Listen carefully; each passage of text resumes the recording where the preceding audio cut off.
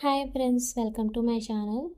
ఈరోజైతే నేను hair smoothening and స్ప్లిటెన్స్ వస్తే అందరికీ హెయిర్ అనేది చాలా డ్రైగా మరియు రఫ్గా ఉంటుంది హెయిర్ అనేది. అందుకోసం అని చెప్పేసి హెయిర్ అనేది స్మూత్గా ఉండడానికి మరియు షైనీగా ఉండడానికి టిప్ అయితే చాలా బాగా యూజ్ అవుతుంది. ఫస్ట్ అయితే కలబందని గుజ్జు తీసేసుకోవాలి. చాలామందికి హెయిర్ స్ప్లిటెన్స్ వల్ల మరియు హెయిర్ కొంతమందిది నార్మల్గానే డ్రైనెస్ ఎక్కువగా ఉంటుంది. వాళ్ళకు కూడా చాలా రఫ్గా ఉంటుంది హెయిర్ అనేది. అటువంటి వారికి కూడా చాలా బాగా యూజ్ అవుతుంది ఈ టిప్ అయితే. చాలా సింపుల్గా మన ఇంట్లో ఉండే దాంతో మనం చేసుకుంటే హెయిర్ గ్రోత్ కూడా చాలా బాగుంటుంది. నేనైతే హెడ్ బాత్ చేసినప్పుడల్లా హెయిర్ నాకు స్ప్లిటెన్స్ ఎక్కువగా ఉన్నాయి. స్ప్లిటెన్స్ ఎందుకు వస్తాయి అనేది ఖచ్చితంగా నెక్స్ట్ వీడియోలో చెప్తాను మీకు ఎందుకు వస్తుంది అనేది. ఫస్ట్ అయితే మనం కలబంద గుజ్జు అంతా తీసేసుకోవాలి.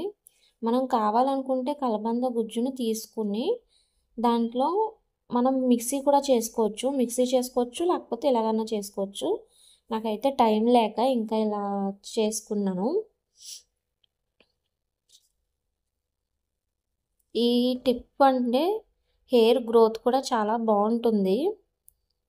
కలబంద మామూలుగా ఇందులో పెరుగు అండ్ ఆయిల్ వేసాను, కోకోనట్ ఆయిల్.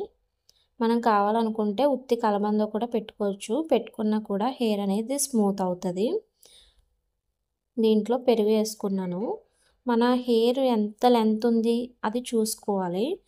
ఎంత లెంత్ ఉంది, ఎంత క్వాంటిటీ పడుతుంది అనేది ఆటోమేటిక్గా ఎవరికైనా తెలిసిపోతుంది. అందుకని చెప్పేసి పెరుగు మరియు ఆయిల్, కొబ్బరి నూనె వేసి బాగా మిక్స్ చేసుకున్నాను. ఇది నాకు మీరు కావాలనుకుంటే మిక్సీలో కూడా వేసేసుకోవచ్చు. మిక్సీలో వేసుకుంటే బాగా స్మూత్గా ఒక క్రీమ్ బేస్ కింద వస్తుంది. చాలా క్రీమ్ టైప్లో వస్తుంది. కండిషనర్ ఎలా ఉంటుందో అలా వస్తుంది మిక్సీలో వేసుకుంటే కనుక. నేను ఇంకా టైం లేక ఇలాగ చేతితోటే మిక్స్ చేశాను. మిక్సీలో వేసుకున్నట్టయితే కండిషనర్ ఎలా ఉంటుందో అలాగ చాలా స్మూత్ వచ్చేస్తుంది. మనకి హెయిర్కి అప్లై చేసుకోవడానికి కూడా చాలా సింపుల్గా ఉంటుంది.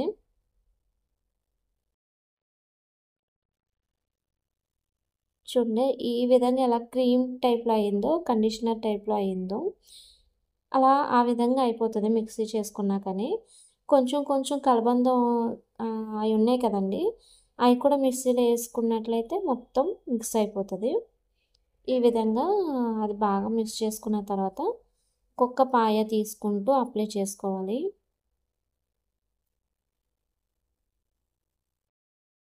ఈ వీడియోలో చూపిస్తున్నట్టు ఒక్కొక్క పాయ తీసుకుని అప్లై చేసుకోవాలి. ఇది మంచి కండిషనర్లా కూడా చాలా బాగా యూజ్ అవుతుంది. మీరు ఈ టిప్ ఖచ్చితంగా ఫాలో అయితే కనుక కామెంట్ చేయండి అసలు ఏ విధంగా ఉంది అనేది. కానీ ఒక్కసారి పెట్టుకుంటే రిజల్ట్ అనేది ఉండదు. ప్రతిదీ కూడా ఏదైనా యూజ్ చేస్తేనే మనకి రిజల్ట్ అనేది తెలుస్తుంది.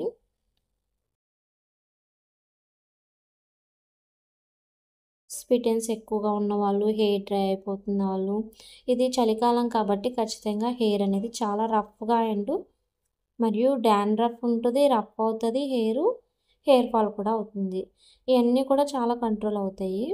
మీకు టైం లేదు అనుకుంటే కలబంద గుజ్జు ఒకటి కూడా పెట్టుకోవచ్చు, హెయిర్ అనేది స్మూత్ అవుతుంది.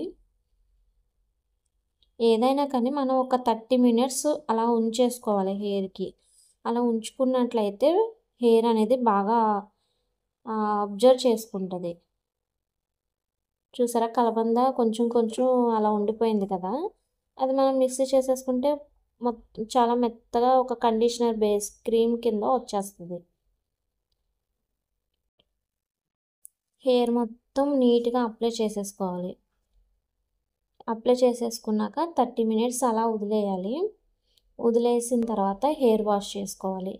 ఇలా చేసుకున్నట్లయితే మీకు హెయిర్ స్ప్లిటెన్స్ అనేది తగ్గుతుంది మరియు హెయిర్ ఫాల్ కూడా తగ్గుతుంది మరియు హెయిర్ అనేది చాలా షైన్ అవుతుంది. ఇలా ముడి పెట్టేసుకుని ఒక 30 మినిట్స్ అయిన తర్వాత హెయిర్ వాష్ చేసుకుంటే రిజల్ట్ అనేది చాలా బాగుంటుంది.